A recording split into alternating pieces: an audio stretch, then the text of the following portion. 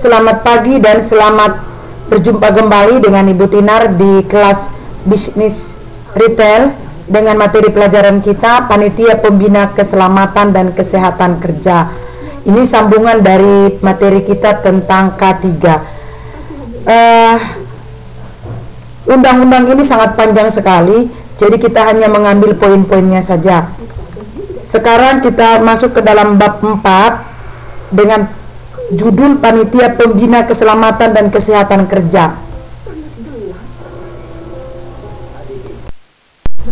Di bab 4 ini kita akan membahas tentang Panitia Pembina Keselamatan dan Kesehatan Kerja, kewajiban dan hak tenaga kerja, dan lain-lainnya.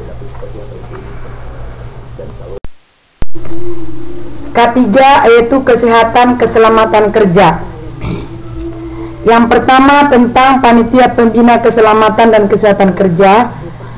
1. Menteri Tenaga Kerja berwenang membentuk Panitia Pembina Keselamatan dan Kesehatan Kerja guna memperkembangkan kerjasama, saling pengertian dan berpartisipasi efektif dari pengusaha atau pengurus dan tenaga kerja dalam tempat kerja untuk melaksanakan tugas dan kewajiban bersama di bidang keselamatan dan kesehatan kerja dalam rangka melancarkan usaha berproduksi.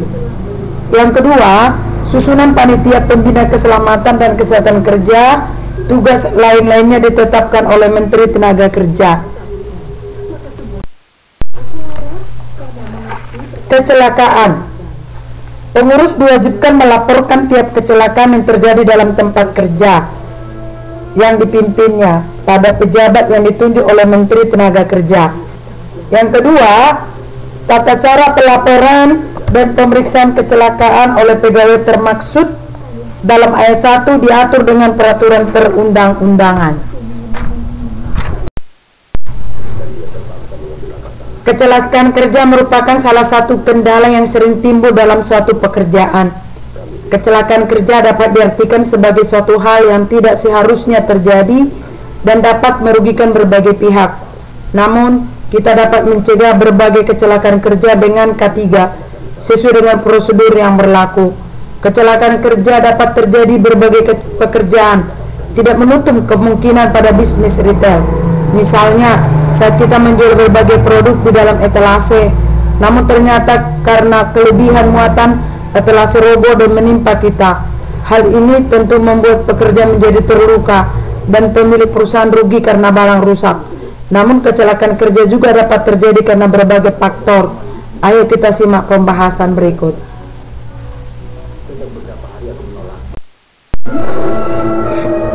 Sekarang faktor penyebab kecelakaan kerja. Ada beberapa faktor penyebab kecelakaan kerja. Faktor sumber bahaya, 2 faktor lingkungan kerja, 3 faktor manusia, 4 faktor material dan peralatannya. Sekarang faktor sumber bahaya.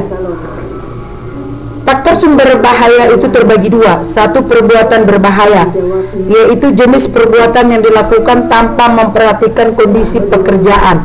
Misalnya, metode kerja yang salah, sikap kerja yang teledor, dan tidak hati-hati.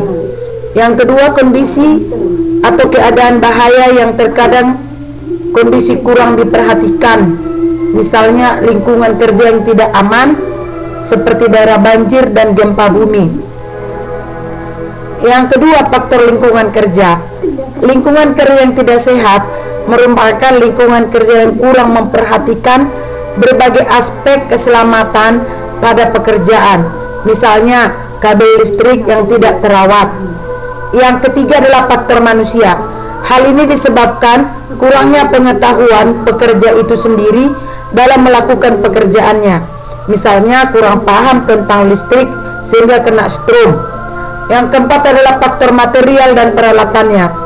Misalnya bahan yang seharusnya terbuat dari bahan baja diganti dengan plastik supaya lebih murah. Hal ini bisa menyebabkan kecelakaan.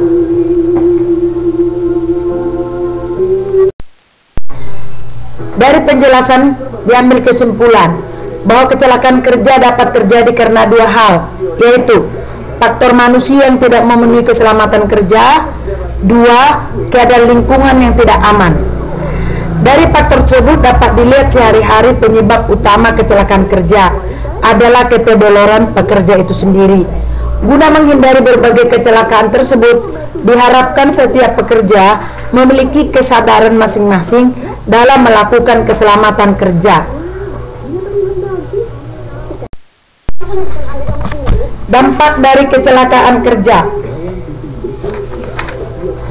Dalam sebuah kecelakaan tentu akan menimbulkan dampak bagi yang bersangkutan. Berbagai dampak tersebut dapat berupa kerugian ekonomi maupun menjadi non-ekonomi. Dalam ekonomi dapat seperti kerugian material karena alat-alat toko retail menjadi rusak, biaya perawatan alat-alat retail yang rusak, dan pengobatan karyawan. Kemudian dampak non-ekonomi adalah rasa sakit dan trauma yang dialami korban. Secara rinci, kerugian dari kecelakaan kerja adalah sebagai berikut: 1. Keluhan dan kesedihan, 2. kelainan dan cacat, 3. kematian, 4. kerusakan, 5 adalah kekacauan organisasi. Sampai di sini materi kita tentang Undang-Undang Kesehatan Keselamatan Kerja. Di akhir kata saya mengucapkan terima kasih atas perhatiannya.